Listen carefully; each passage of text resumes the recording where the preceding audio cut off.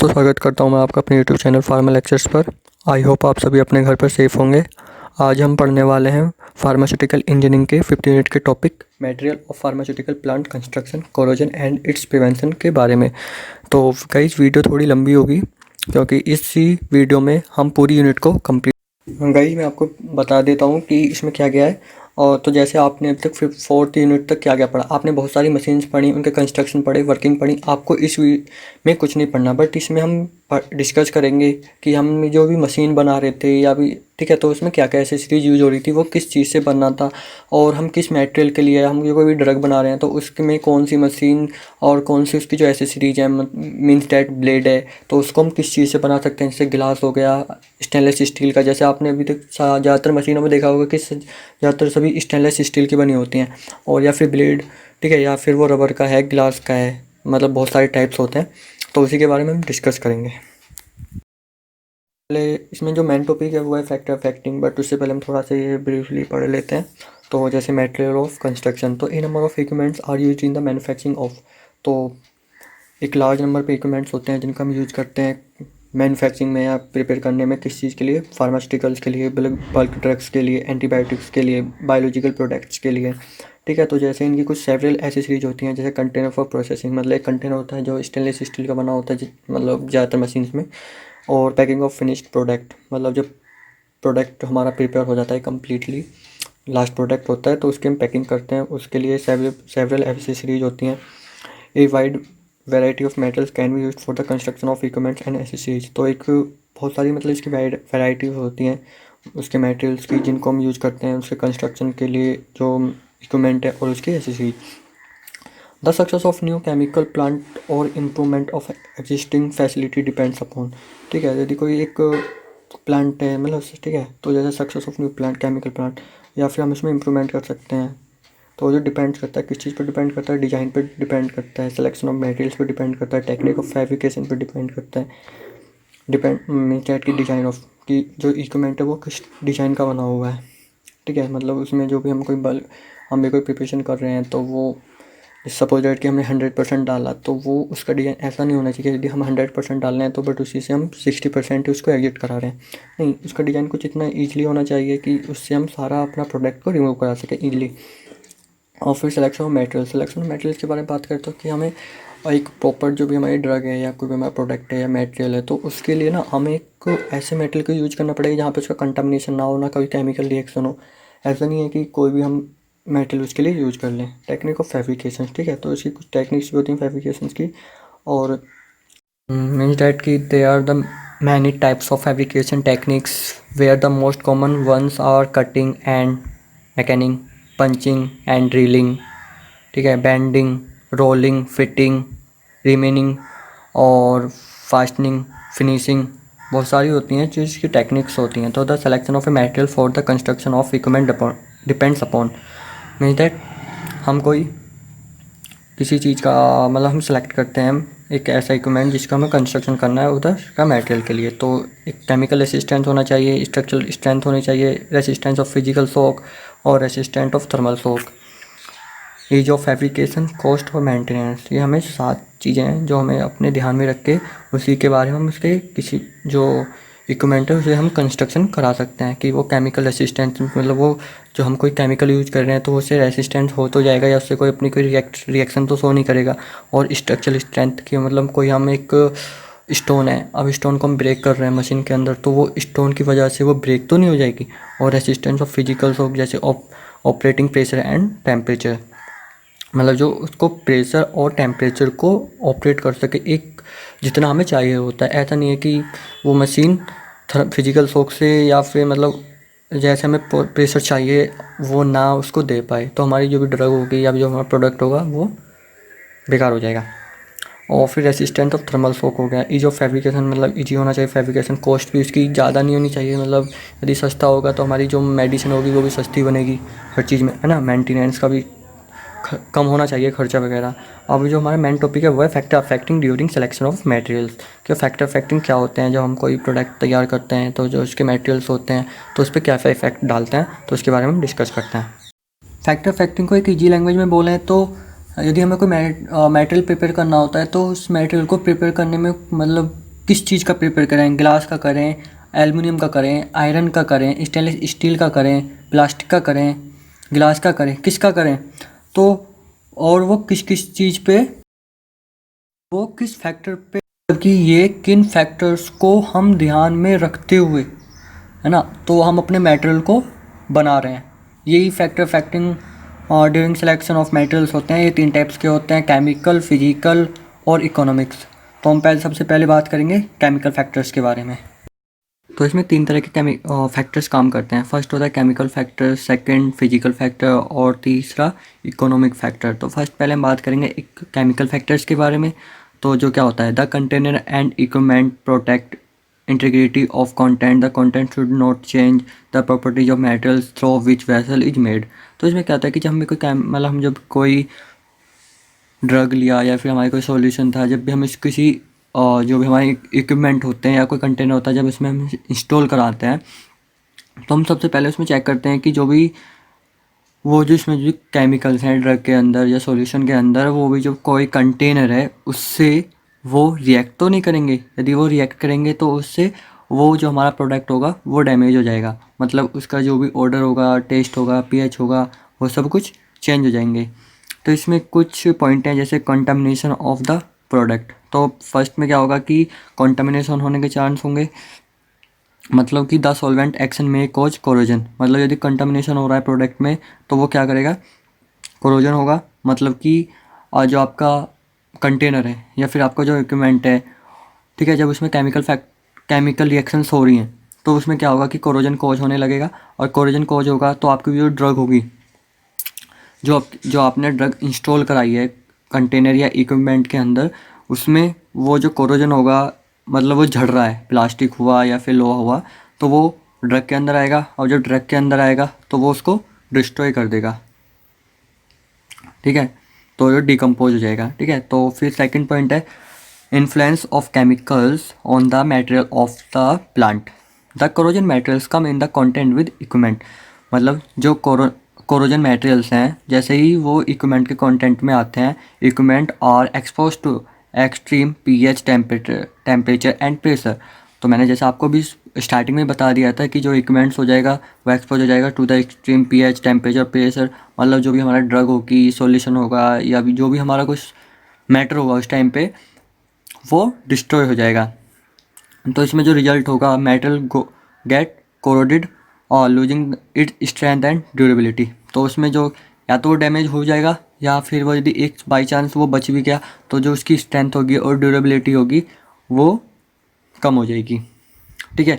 तो इसके physical factors के बारे में बात कर लेते हैं। फिजिकल फैक्टर्स में इसके स्ट्रेंथ, मास, वेयर प्रॉपर्टीज, और आगे हम पढ़ लेते हैं mass, wear properties, thermal conductivity, thermal expansion और ease of fabrications, cleansing, sterilisation, है ना, ट्रांसपेरेंसी, और इकोनॉमिक फैक्टर भी आगे पढ़ेंगे।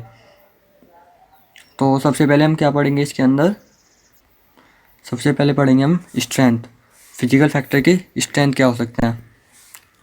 तो फिजिकल फैक्टर स्ट्रेंथ जो कि the metal should be sufficient strength, जो हमारा मटेरियल है या जो हमारा इक्विपमेंट है, ठीक है, तो जो उसकी स्ट्रेंथ है वो काफ़ी अच्छी होनी चाहिए। ऐसा नहीं है कि हमने कोई बड़े बड़े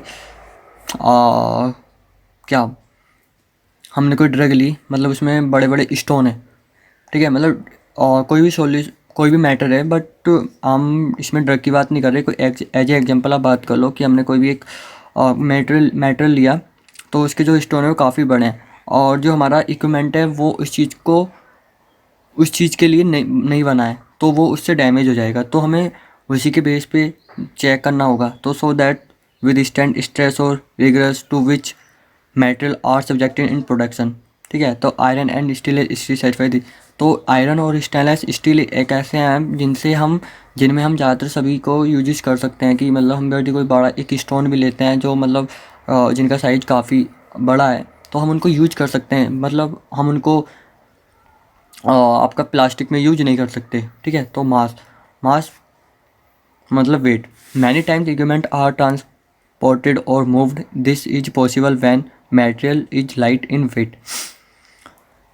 मतलब क्या होता है कि कुछ टाइम में क्या होता है कि हम इक्विपमेंट्स को जो काफ़ी टाइम में क्या हो मतलब मैनी टाइम्स इक्विपमेंट्स क्या होते हैं कि वो ट्रांसपोर्ट करते हैं और मूव करते हैं जो भी हमारा इक्विपमेंट मतलब जो भी हमें मटेरियल होता है, वो जब भी पॉसिबल हो पाता है जब जो भी हमारा मटेरियल है वो लाइट होगा वेट में। Plastic material is employed for manufacturing of containers from use in pharmaceuticals and cosmetics. हाँ, हम प्लास्टिक मटेरियल्स के इक्विपमेंट को यूज कर सकते हैं, बट उनका यूज हम उसी टाइम पे कर सकते हैं जब मैन्युफैक्चरिंग करते हैं किसी चीज़ की, फार्मास्यूटिकल्स और कॉस्मेटिक्स जो प्रोडक्ट होते हैं उनकी। ठीक है, तो आप मुझे कॉस्मेटिक्स प्रोडक्ट कौन कौन से होते हैं उनको आप कमेंट करके बताएंगे। Due to its light weight, क्योंकि जो उनका कॉस्मेटिक्स होते हैं और फार्मास्यूटिकल्स होते हैं उनके जो वेट होते हैं काफ़ी लाइट होते हैं।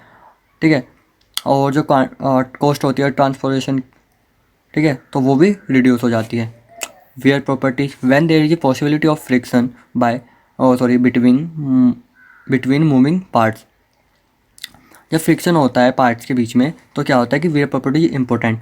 For example in milling and grinding, देखते हो ना, जब मिलिंग और आप ग्राइंडिंग किया होगा तो क्या होता है कि वो यदि उनमें फ्रिक्शन है तो वो काफ़ी अच्छी तरह से मूव कर पाते हैं। मूव करने के बाद ही वो अच्छे से वो ब्रेक होंगे फिर मिक्स होंगे। तो एक वेयर प्रॉपर्टीज काफ़ी अच्छी होनी चाहिए जो भी हमारे पास मटेरियल है। तो grinding surface wear of incorporated into powder as impurity. ठीक है, फिर बात करते हैं हम थर्मल कंडक्टिविटी की। Thermal conductivity equipment such as evaporators, dryers, steel and heat exchangers. तो इक्विपमेंट थर्मल कंडक्टिविटी आपने पढ़ा होगा, हीट एक्सचेंजर में पढ़ा होगा। तो इसमें क्या होता है कि हीट को एक्सचेंज किया जाता है, मतलब जैसे इक्विपमेंट होते हैं ना, जैसे इवेपोरेटर्स हो गया फिर ड्रायर्स हो गए, आपने ड्राइंग वाले चैप्टर में पढ़ा होगा। और नहीं, आपने यदि वो वीडियो भी नहीं देखी है तो आप जाके देख सकते हैं। तो should be fabricated with metals have good thermal conductivity. तो जो फैब्रिकेशन होता है तो मैं उसकी जो कंडक्टिविटी काफ़ी अच्छी हो जाती है। एग्जांपल जैसे आयरन हो गया, ग्लास हो गया और ग्रेफाइट ट्यूब हो गए और used for the heat exchangers. मतलब इनका जो यूज़ होता है आयरन, ग्लास और ग्रेफाइट ट्यूब का, हम इनका जो यूज़ किया जाता है हीट एक्सचेंजर्स के लिए करते हैं। थर्मल एक्सपेंशन, तो if the material has high coefficient of expansion, तो जिसकी एक्सपेंशन होता है मेटल को काफ़ी हाई होता है। और डिज़ाइन ऑफ इक्विपमेंट्स में भी कॉम्प्लिकेटेड, बट इसके जो डिज़ाइन होते हैं थर्मल एक्सपेंशन में जो भी हमारे इक्विपमेंट यूज़ किए जाते हैं उनके जो डिज़ाइन होते हैं वो काफ़ी कॉम्प्लिकेटेड होते हैं। This increase risk of fracture when temperature changes.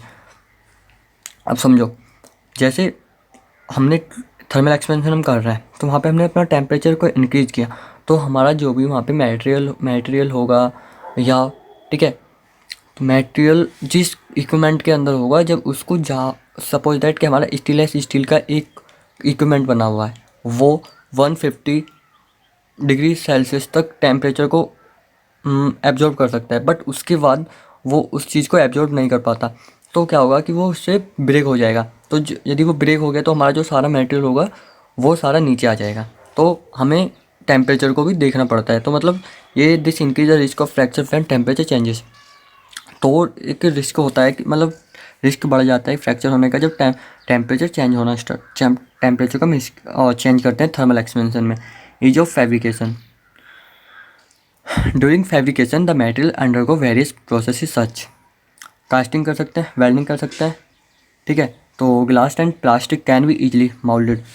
आप देखते हो कि आप फैब्रिकेट कर सकते हो ईजिली ग्लास और प्लास्टिक को। आप हाई टेम्परेचर पे ग्लास को और प्लास्टिक को फैब्रिकेट कर सकते हो। आपने कभी आग में देखा हो कि प्लास्टिक जल्दी से मतलब एक टेम्परेचर पे वो पिघल जाती है, बट आयरन और स्टील को आप उन टेम्परेचर पे नहीं फैब्रिकेट कर सकते। इनको करने के लिए आपको इंडस्ट्री में जाना होगा, मतलब इंडस्ट्री में ही कर सकते हैं। इनके लिए हमें काफ़ी हाई टेम्परेचर चाहिए होता है।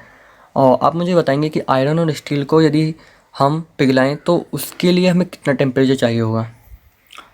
Cleansing, smooth and polished surface allow the process of cleansing. मतलब जो भी हमारा इक्विपमेंट होगा उसका जो सरफेस है इंटरनल और एक्सटर्नल वो काफ़ी साफ़ होना चाहिए और स्मूथ होना चाहिए, जिससे हमारा जो मटेरियल है उस पर चिपके ना। Stainless steel and glasses are suitable for this purpose, ठीक है।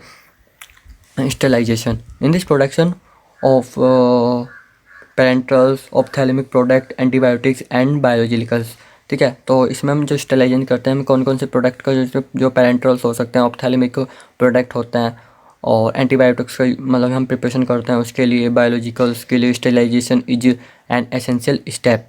सो materials should be capable of withstand with steam and pressure. ठीक है, तो ट्रांसपेरेंसी में भी useful because is it permit.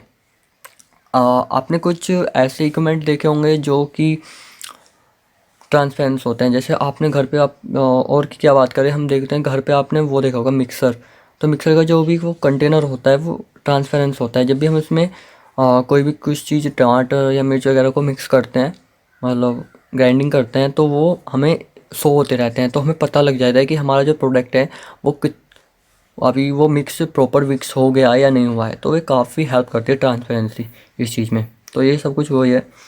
और इकोनॉमिक फैक्टर, सिंपल सी बात है कि initial cost and maintenance of plant must be economical. The main concern is not simply least cost material more economic in long run. देखो, यदि आप plastic का use करोगे तो वो जल्दी ख़त्म हो जाएगा और वो हर चीज़ पे आप यूज नहीं कर सकते। बट यदि आप थोड़ा सा उसमें उसी चीज़ को ज़्यादा पैसे खर्च करके यदि आप उसमें स्टेनलेस स्टील और आयरन का यूज कर लोगे इक्विपमेंट बनाने के लिए और थोड़ा उसको स्ट्रॉन्ग भी कर दोगे, तो वो आपका जो होगा वो काफ़ी लॉन्ग टाइम तक तो वो उस पर रन कर सकता है। तो ये इकोनॉमिक फैक्टर भी एक काफ़ी अफेक्टिंग है। ठीक है, अब बात करते हैं classification of material for plant construction.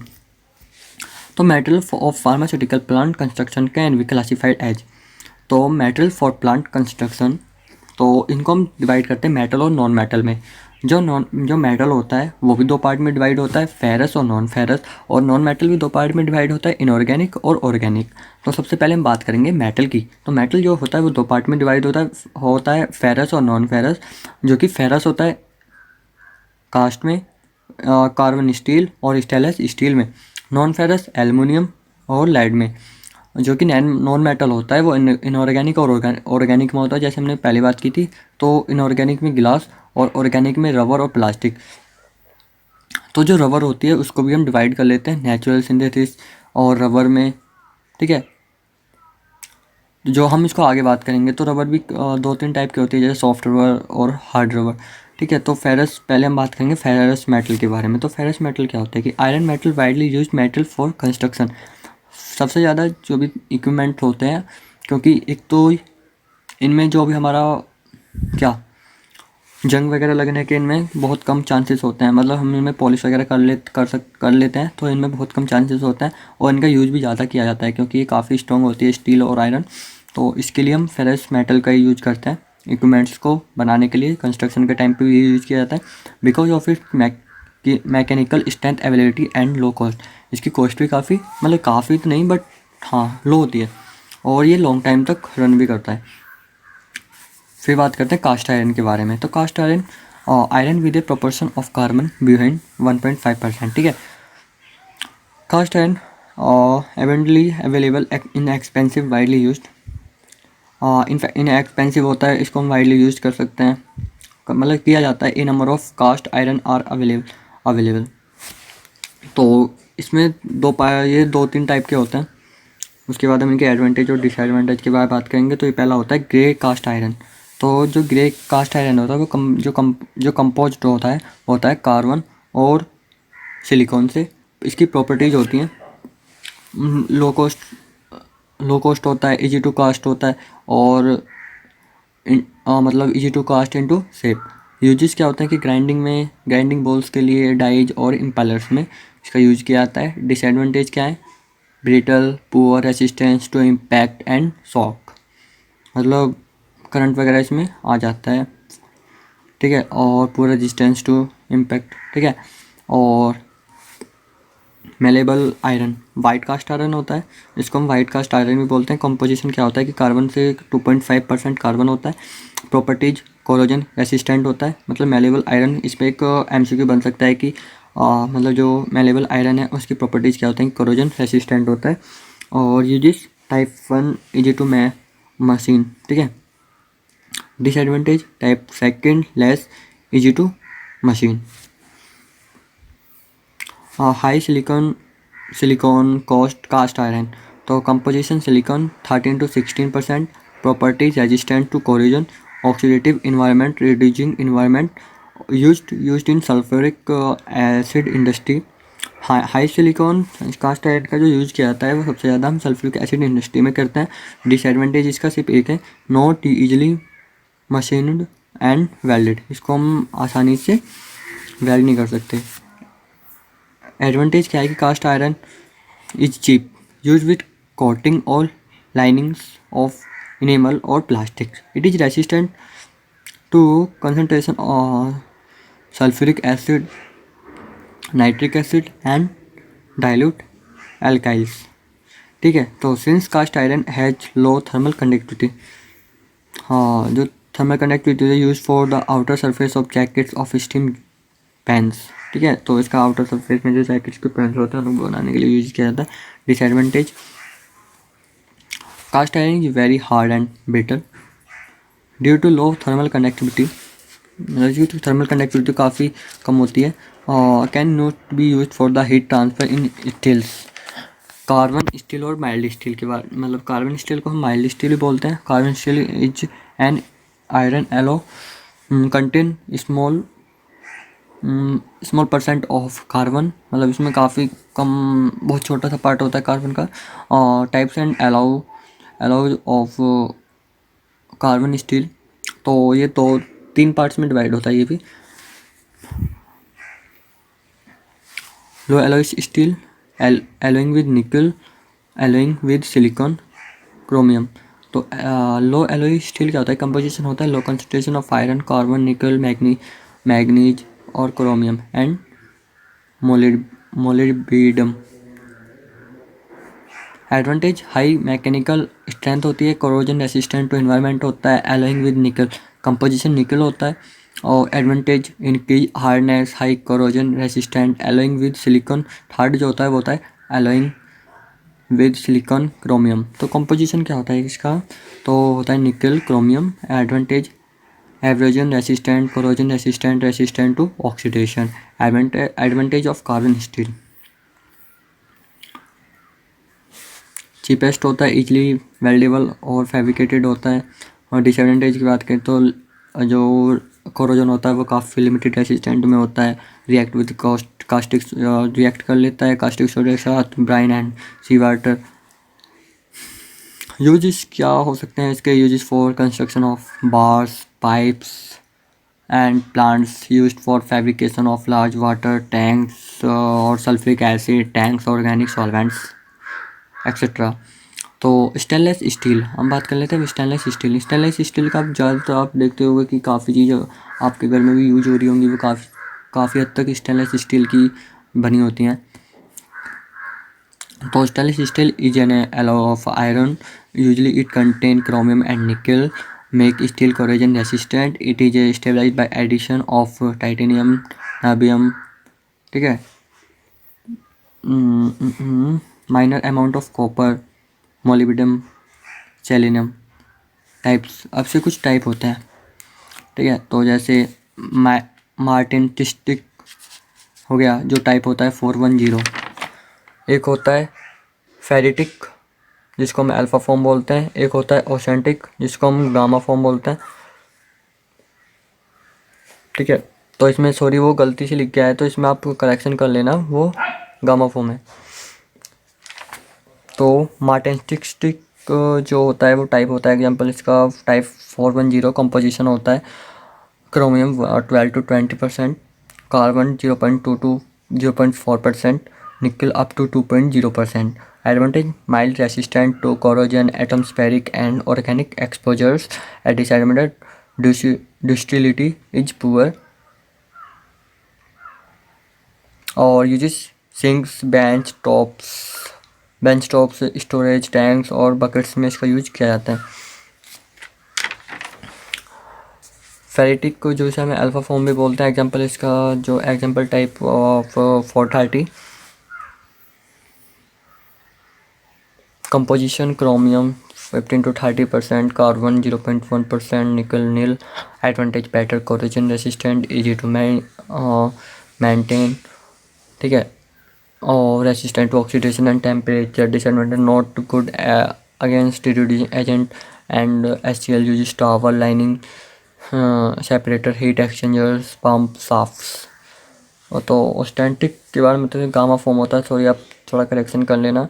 तो कंपोजिशन क्रोमियम 13 to 20%, निकल 6 to 22%, कार्बन 0.1 to 0.25%।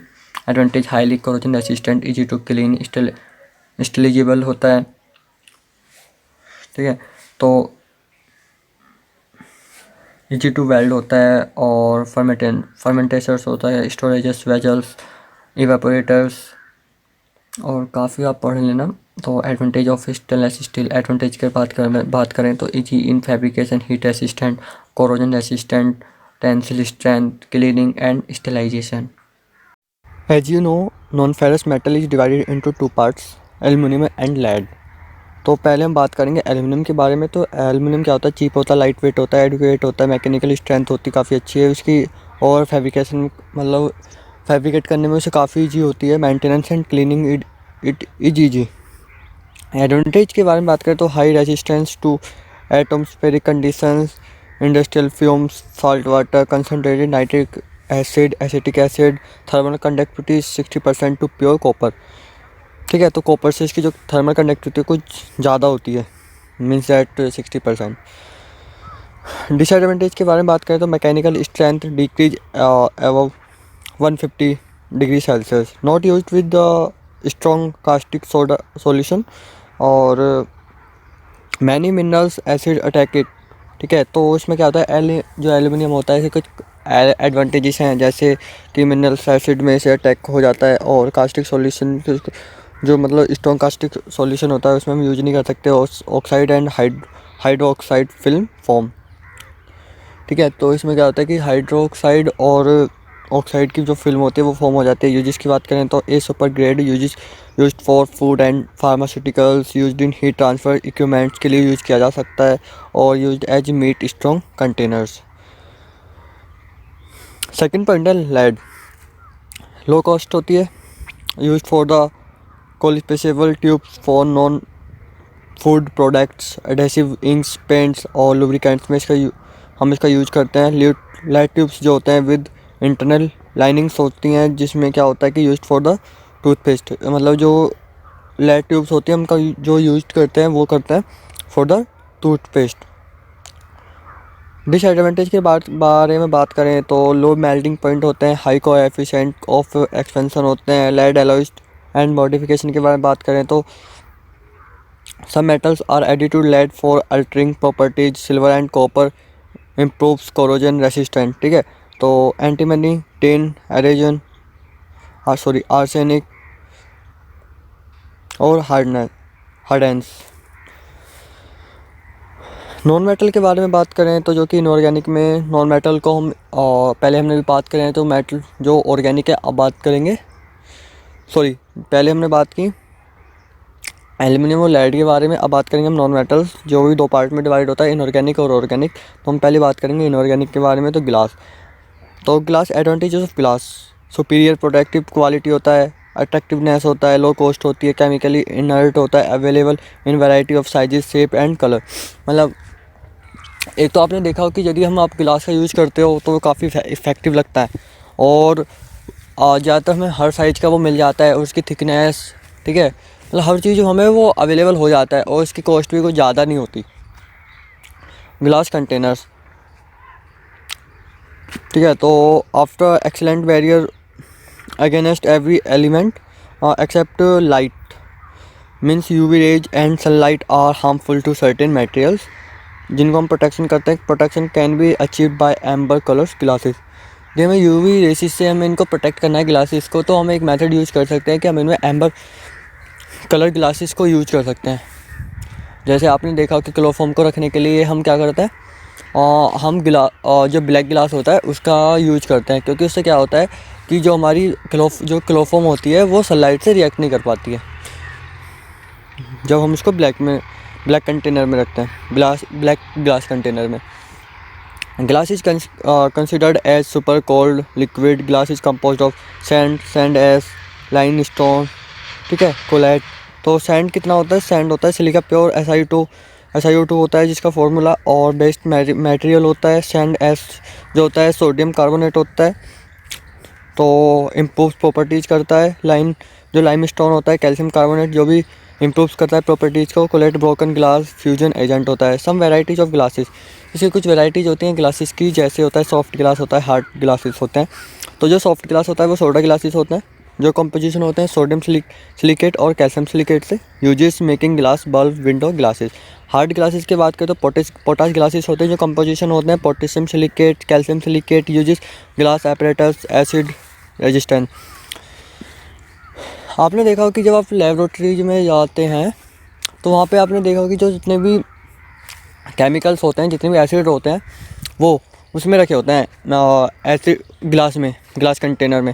तो आपने सोचा कि वो ग्लास कंटेनर एसिड की वजह से वो डिकम्पोज क्यों नहीं होता है? क्योंकि वो जो बने होते हैं वो हार्ड ग्लासेस के बने होते हैं, जिन्हें हम पोटाश ग्लास बोलते हैं, जो कंपोजिशन होता है पोटेशियम सिलिकेट और कैल्शियम सिलिकेट से। फिर होते हैं फ्लाइंट ग्लासेस, जो पोटाश लेड ग्लासेस होते हैं, composition potassium silicate lead silicate. Uses optical instrument due to its reflective index. और Jena glasses composition zinc silicate barium borosilicate. Uses laboratory glasses due to resistance to alkali and acids. Pyrex glass composition, जो Pyrex glass होते हैं उनकी जो composition की बात करें तो silicon dioxide, boron oxide, sodium oxide. Small amount में क्या होता है पोटेशियम कैल्शियम मैग्नीशियम होते हैं। जिसका यूज किया जाता है तो laboratory glassware and reactor vessels के लिए, और ड्यू टू हीट रेसिस्टेंस। और क्वार्ट्ज ग्लासेस के बारे में बात करें तो कंपोजिशन होते हैं प्योर सिलिका होती है। Uses silica crucibles distill water stills due to low coefficient of expansion with a stand up to 1000 degree Celsius. Types of glasses, अब बात करें इसके टाइप्स ग्लासेस के, तो टाइप 1 होता है, टाइप फर्स्ट होता है, टाइप सेकंड होता है। तो टाइप फर्स्ट के बारे में बात करें तो हाई रेसिस्टेंट बोरोसिलिकेट होता है, जो कि क्या होता है कि alkali and earth cations replaced by boron. Properties के बारे में बात करें तो रेसिस्टेंट टू एल्कली लीचिंग, और प्रॉपर्टीज़ में सेकंड प्रॉपर्टीज हो जाएगी लेस ब्रिटल होता है, लो थर्मल एक्सपेंशन होता है, easy to clean and sterilize कर सकते हैं। और यूजेस की बात करें तो container for buffered and no unbuffered aqueous solution and injections. Type second treated soda, जो टाइप सेकंड के ग्लासेस होते हैं उनको ट्रीट कर सकते हैं सोडा के साथ, और लाइम ग्लासेस बोलते हैं। और properties surface alkali neutralized by sulphur dioxide vapour. Glass surface in resistant to water. Uses के बाद में तो containers for buffered aqueous solution with pH below 7.0। Dry powders oleaginous solutions. Type third के बाद के सोडा लाइम ग्लासेस होते हैं, properties इनकी रिलीज मोर एल्कली होते हैं, have moderate hydrolytic resistant. Uses dry powders और ओलिजीनियस सॉल्यूशन के लिए हम इनका यूज करते हैं, जो टाइप थर्ड के टाइप मतलब ग्लास होते हैं।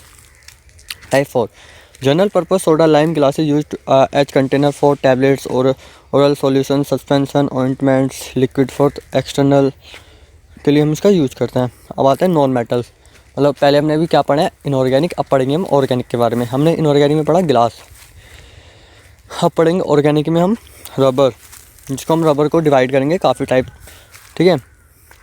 Rubber in used as such और लाइनिंग मटेरियल्स। ये क्या होता है कि लाइनिंग मटेरियल्स होता है ना, तो नेचुरल और सिंथेटिक रबर आर यूज्ड, मतलब हम जो यूज करते हैं वो नेचुरल सिंथेटिक रबर होती है। तो पहले हम बात कर लेते हैं नेचुरल रबर की, फिर करेंगे सिंथेटिक रबर की।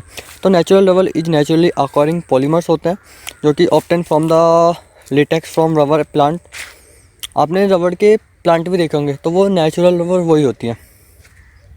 It is common example of elastomer. Elastomer stretched readily and regains it original form.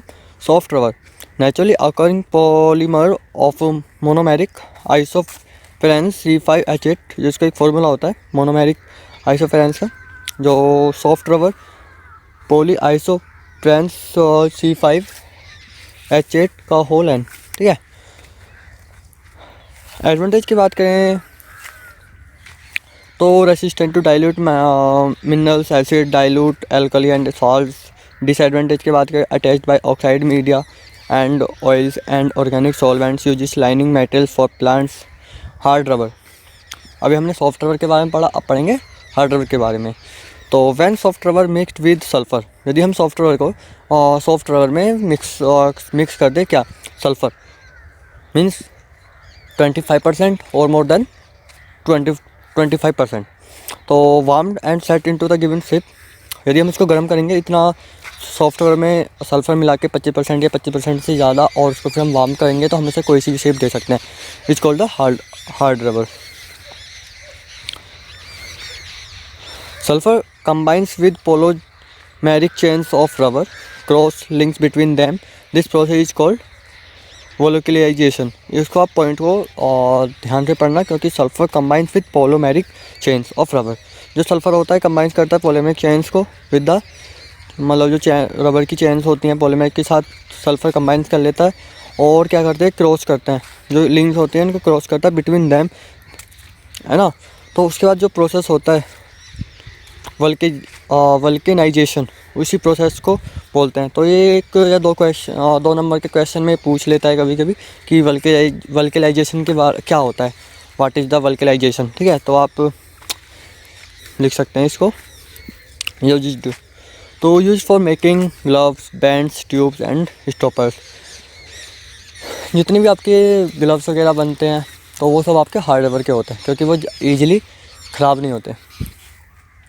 Synthetic rubber, अभी हमने नेचुरल रबर के बारे में पढ़ा, तो आप पढ़ेंगे synthetic rubber. Synthetic rubber has superiority in properties such as resistant to oxidation, oil, solvent and chemicals. Varieties of rubber, neoprene, polychloroprene. तो properties non burn readily like natural rubber और stable at high temperature. Uses insulating metal in electric cables, conveyor belts in coal mines, rubber stoppers, caps, liner, dropper assemblage for eye drops. Nitrile rubber, property resistant to oil and solvent, uses rubber stoppers and dropper assemblage for eye drops. Butyl rubber, property resistant to mineral acid and alkali and concentrated acid, uses closures of freeze dried product due to low water vapor permeability. Silicone rubber, जो number 4 है वो है silicone rubber. Properties resistant to high and low temperature, aliphatic solvents होते हैं और oils and ग्रीसीस होता है। पॉलीआइसोप्रेन होते हैं, प्रॉपर्टीज क्या होती हैं इनकी, पॉलीआइसोप्रेन की वो स्थिति stable at high temperature, translucent, flexible होते हैं। जो पॉलीआइसोप्रेन होते हैं जो फ्लेक्सिबल होते हैं। हम बात करते हैं प्लास्टिक के बारे में। प्लास्टिक क्या होती है, plastic material are light in the weight, so transportation easy and cheap, सस्ता भी होता है और आसानी से हम कर भी सकते हैं। तो यही प्लास्टिक होती है। तो it is use of fabricated available in variety of shapes. आपने देखा होगा ज़्यादातर जो हमारे प्रोडक्ट होते हैं वो प्लास्टिक में होता है, मतलब वो क्या होते हैं, लाइट वेट भी होता है, सस्ते भी होते हैं और ईजिली हमें अवेलेबल भी हो जाते हैं। या फिर हम यदि उनको ट्रांसपोर्ट करते हैं तो हम इनको ईजिली ट्रांसपोर्ट भी कर सकते हैं, क्योंकि वो लाइट वेट होता है। और हम ये फैब्रिकेशन में काफ़ी इजी होता है प्लास्टिक का, जिसकी वजह से हम प्लास्टिक को कोई सी भी शेप दे सकते हैं। और आपने देखा हो कि बहुत अच्छे अच्छे टाइप के टॉयज आते हैं, और ये बाइक वगैरह में आजकल बहुत प्लास्टिक यूज होती है। तो आपने देखा हो कि बहुत अच्छी अच्छी टाइप्स के डिज़ाइन के बाइक, कार्स, है ना, और उनके जो भी इंटरनल एक्सटर्नल इंटीरियर होता है उसको ये डिज़ाइन करते हैं प्लास्टिक के थ्रू। तो ये काफ़ी अच्छा भी, देखने में भी अच्छा लगता है प्लास्टिक, यदि हम इसको शेप को काफ़ी अच्छी तरह से फैब्रिकेट करें। Plastic container are used for the storing inorganic salt and weak mineral acid. हाँ, इसमें हम जो होता है ना कंसनट्रेटेड मतलब कंसनट्रेटेड जितने भी एसिड्स होते हैं उनको हम प्लास्टिक में नहीं स्टोर कर सकते। हम इसमें वीक एसिड्स को और इनऑर्गेनिक साल्ट वगैरह को प्लास्टिक कंटेनर में हम स्टोर कर सकते हैं। बस plastic have better resistant to environmental factors. Plastic are synthetic resins to contain long chain of atoms link to form giant और मैक्रोमोलिक्यूल पॉलीमर होते हैं। तो जो हैव क्या होते हैं, ये पॉलीमर जो होते हैं हैव हाई मोलिकुलर वेट 10 की पावर 3 to 10 की पावर 7। एडवांटेज के बारे में बात कर लेते हैं। तो advantage: low thermal and electrical resistant, excellent resistant to weak mineral acids, unaffected by inorganic salts, resistant to slide change in pH. Disadvantage: low mechanical strength होती है और हाई एक्सपेंशन रेट होते हैं। मतलब प्लास्टिक भी काफ़ी टाइप्स की आती है, जिसकी वजह से वो कुछ चीप भी होती है और कभी एक्सपेंसिव भी होती है। तो वो हमारी क्वालिटी के ऊपर डिपेंड करता है। थर्मो सेटिंग प्लास्टिक: तो it is formed under heat and pressure but can not softened और रिमोल्ड बाय वंस हार्डेंड सम थर्मोसेटिंग प्लास्टिक्स। फर्स्ट है epoxy resin, second polyester resin, urea, formaldehyde. तो पहले बात करते हैं एपॉक्सी रेजिन के बारे में, जो इलेक्ट्रिकल इंसुलेटर बनाने में काम यूज किया जाता है और केमिकल वॉल, ठीक है। और सेकंड पॉलिएस्टर रेजिन स्टिफ होता है और हार्ड होता है, इलेक्ट्रिकल इंसुलेटर बनाने में यूज किया जाता है, केमिकल वॉल। और यूरिया फॉर्मेल्डिहाइड स्टिफ होता है और हार्ड स्ट्रॉन्ग इलेक्ट्रिकल इंसुलेटर। तो ज़्यादातर ये तीनों सेम ही होता है, जो उनके वर्क वगैरह होते हैं, यूजेस होते हैं, वो सेम ही होते हैं। थर्मोप्लास्टिक के बारे में बात करते हैं। तो it is form by heat and pressure, can be soft और remould. Some thermoplastic materials polyethylene, polypropylene, polyvinyl chloride, Teflon. तो जो पॉलीएथिलीन होता है केबल्स, बकेट्स और पाइप्स बनाने में यूज़ किया जाता है, मतलब जो उसकी प्लास्टिक होती है उसके लिए यूज़ किया जाता है। और पॉलीप्रोपिलीन मिल्क कंटेनर और rope, polyvinyl chloride gloves, waterproof garments में यूज़ किया जाता है। और टेलीफोन गैस्केट्स और कोटिंग्स में इसका यूज़ किया जाता है।